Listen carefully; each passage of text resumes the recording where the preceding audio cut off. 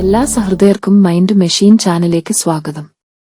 ഈ ചാനലിൽ നിങ്ങൾ ഇതുവരെ തന്ന സപ്പോർട്ടിന് നന്ദി പറയുന്നതോടൊപ്പം ഒരു സന്തോഷവാർത്ത കൂടി അറിയിക്കുന്നു. ഒരു പുതിയ പംക്തിയുടെ പരീക്ഷണാത്മകമായ തുടക്കം എന്ന നിലയിൽ ഒരു നോവലിന്റെ വീഡിയോ ആവിഷ്കരണം ഇന്ന് ഇവിടെ ആരംഭിക്കുകയാണ്. ഇതുവരെയും നിങ്ങൾ തന്ന സഹകരണം തുടർന്നും ഉണ്ടാവുമെന്ന് പ്രതീക്ഷിച്ചുകൊണ്ട് നമുക്ക് തുടങ്ങാം.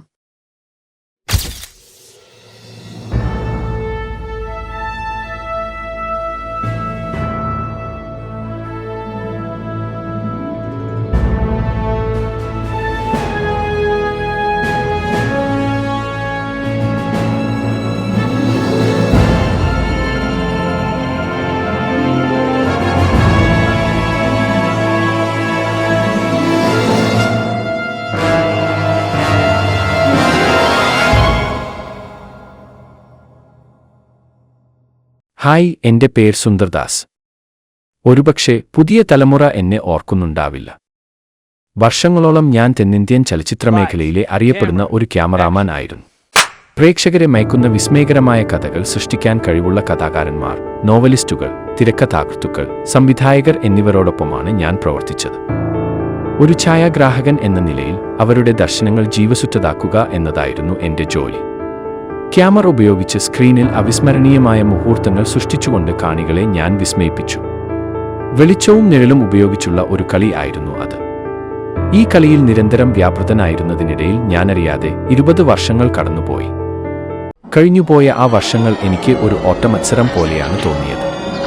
കുട്ടിക്കാലത്ത് പോലും ഞാൻ ഒരു ഫാസ്റ്റ് റണ്ണർ ആയിരുന്നു. എന്റെ കരിയറും ഏറെ വ്യത്യസ്തമായിരുന്നില്ല. വിശ്രമമില്ലാത്ത ഒരു ഓട്ടമായിരുന്നു അത്. സിനിമയ്ക്ക് ശേഷം സിനിമ, വീണ്ടും സിനിമകൾ, വിവിധ ഭാഷകളിലായി 400-ലധികം ചിത്രങ്ങൾ. അങ്ങനെ കുറെ കഴിഞ്ഞപ്പോൾ ജീവിതവും സിനിമയും തമ്മിലുള്ള അതിർവരമ്പുകൾ തിരിച്ചറിയാനാവാതെ മാഞ്ഞ് അപ്രത്യക്ഷമായി. ഒരെണ്ണം എവിടെ അവസാനിച്ചെന്നും മറ്റൊന്ന് എവിടെ തുടങ്ങിയെന്നും തിരിച്ചറിയാൻ കഴിയാതെ ഞാൻ ഭ്രമിച്ചു.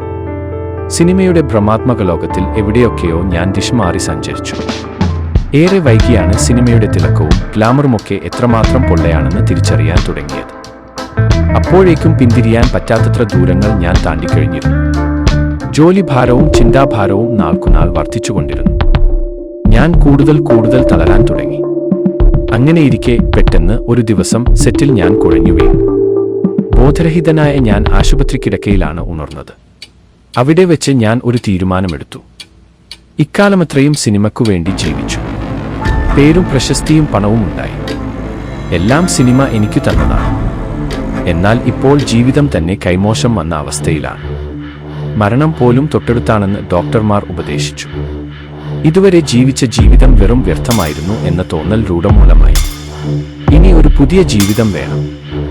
അതിനായി സിനിമാ ജീവിതവും തകർന്ന കുടുംബജീവിതവും ഉപേക്ഷിക്കാൻ തന്നെ ഞാൻ തീരുമാനിച്ചു. ഭ്രാന്തമായ ഒരു തീരുമാനം. എനിക്ക് എന്റെ ആന്തരിക സമാധാനത്തിലേക്കുള്ള ഒരു യാത്ര അത്രക്കും അത്യാവശ്യമായിരുന്നു. ഈ യാത്രയിൽ നിങ്ങൾ എന്നോടൊപ്പം വരുമെങ്കിൽ ഞാൻ എന്റെ കഥ പറയാം. ഒരു ഛായാഗ്രാഹകന്റെ കഥ. Thank you for watching. Stay tuned for the next episode. Goodbye.